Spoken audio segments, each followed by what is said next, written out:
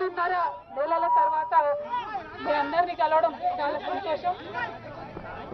ఇవాళ ఇక్కడికి వచ్చినటువంటి టిఆర్ఎస్ పార్టీ కార్యకర్తలకు అందరికీ మీడియా మిత్రులకు హృదయపూర్వకంగా నమస్కారాలు. 18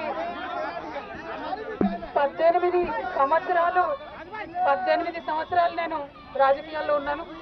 ఎన్నో ఎత్తుపల్లాలు చూశాను.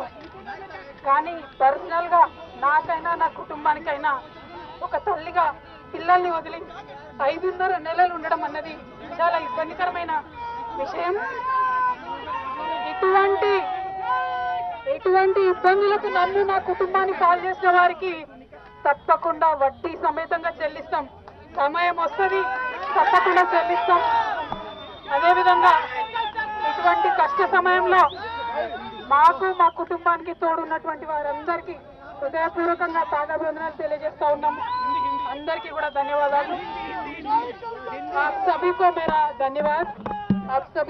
धन्यवाद. 5.5 महीने के बाद आज फैमिली से, मेरे बेटे से, पति से, मेरे भाई से, सबसे मिलके थोड़ा हम भावुक हो गए हैं. लेकिन इस स्थिति के लिए जो रिस्पॉन्सिबल है वो सिर्फ और सिर्फ राजनीति है.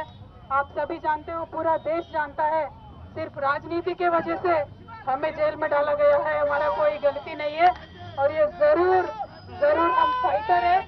हम लड़ेंगे, हम अपने आप को बिल्कुल बेगुनाह साबित करेंगे.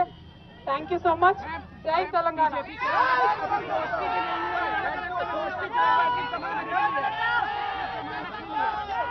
ఎవరి గురించి చెప్పే అవసరం లేదు. మనము, నేను తెలంగాణ బిడ్డను, నేను కేసీఆర్ బిడ్డను, నేను తప్పు చేసే ప్రసక్తే లేదు. నేను మొండిదాన్ని, మంచిదాన్ని. అనవసరంగా జైలుకు పంపి నన్ను జగమొండిని చేసిండ్రు. ఇంకా ప్రజాక్షేత్రంలో గట్టిగా పనిచేస్తాం, కమిట్మెంట్ తో పనిచేస్తాం, అందరితో కూడా నిలబడి ఉంటామని తెలియజేస్తున్నాం. We were always tough. We are fighters. We will fight it out legally. We will fight it out politically. We were always tough.